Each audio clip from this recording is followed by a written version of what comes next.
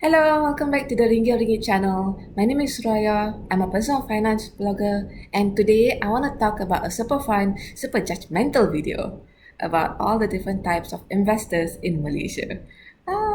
Let's start.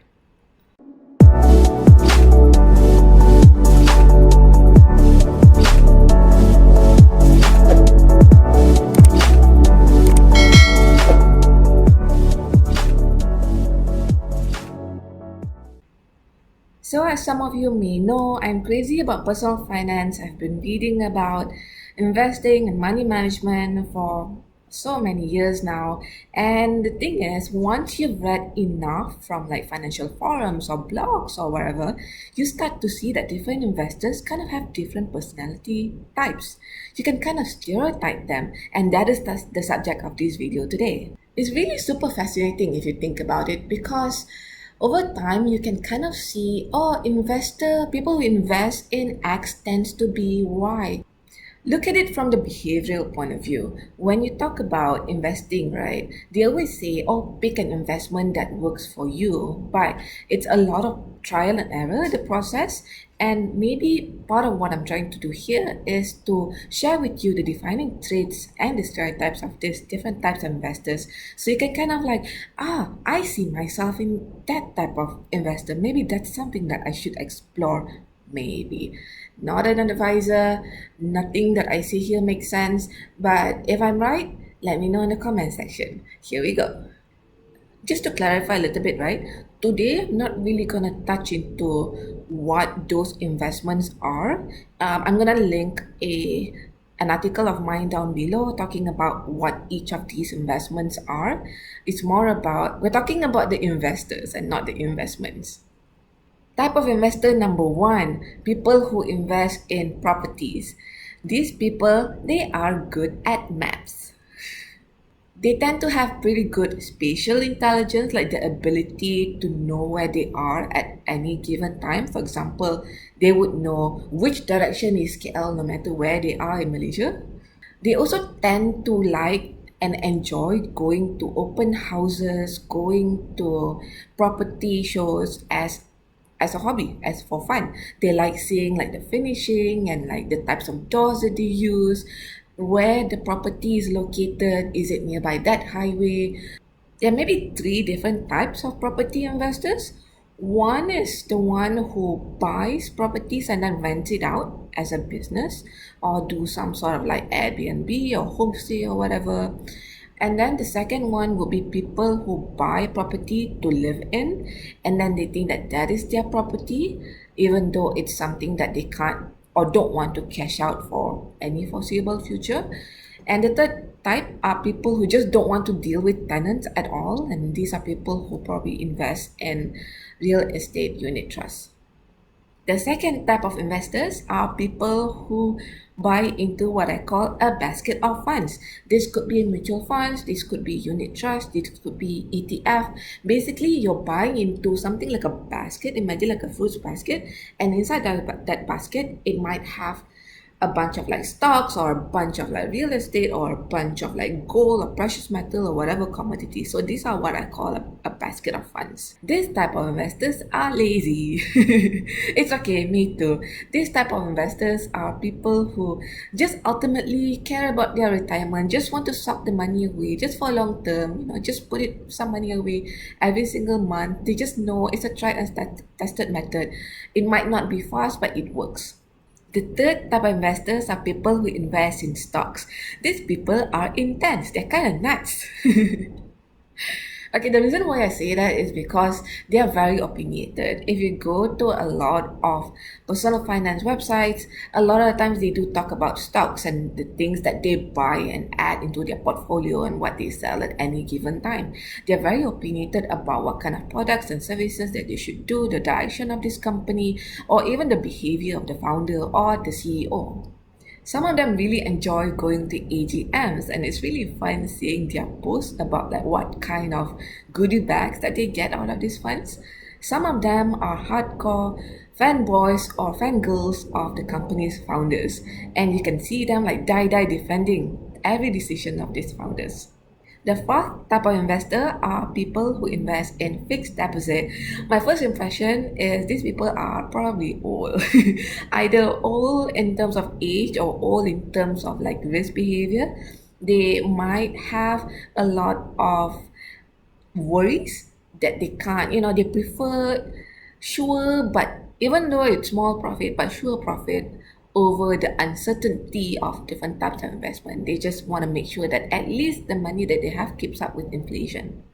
I would guess that people who invest in fixed deposits, they are people who constantly worry about anything and everything all the time. So that's my impression. The fifth type of investor are people who invest in precious metals and especially gold and to a certain extent silver as well. People who invest in gold, there's a few different types. Some are the jewelry collector or maybe even like coin collector. So they like the beauty of the metal and they collect it because there's a lot of designs available. And technically speaking, gold accessories and jewelry, technically speaking, are investments that you can wear. It's true. People who invest in gold also perhaps they like the idea that this type of precious metal have history. It has been around in circulation and has value for centuries pretty much. So they like the fact that this metal for some weird reason, like it doesn't make sense, but this metal has value forever and will probably has value in the future. So they like that certainty. The sixth type of investor are people who invest in P2P financing platform or peer-to-peer financing platform. These people are pretty much legal loan sharks to businesses. I can say that because I also invest in P2P financing platforms. It's kind of like, do I care about the businesses that I lend money to? No, not really. I just want to make money, you know. The seventh type of investor are people who invest in ECF or equity crowdfunding platforms. This is kind of like the investment version of lottery. Well, these people like the idea of investing in early phase startups and love the idea of them making it big into a unicorn, therefore A proving that they have amazing ability to choose amazing companies in the early phase and B therefore make them into a sudden millionaire. We all had that fantasies, like come on. The eighth type of investor are people who invest in foreign currencies. There's two types of people here. One are people who they buy different notes either from their banks, like they might have foreign currencies inside their bank account. Their banks offer that, so they have like USD bank account or like Euro bank account or whatever.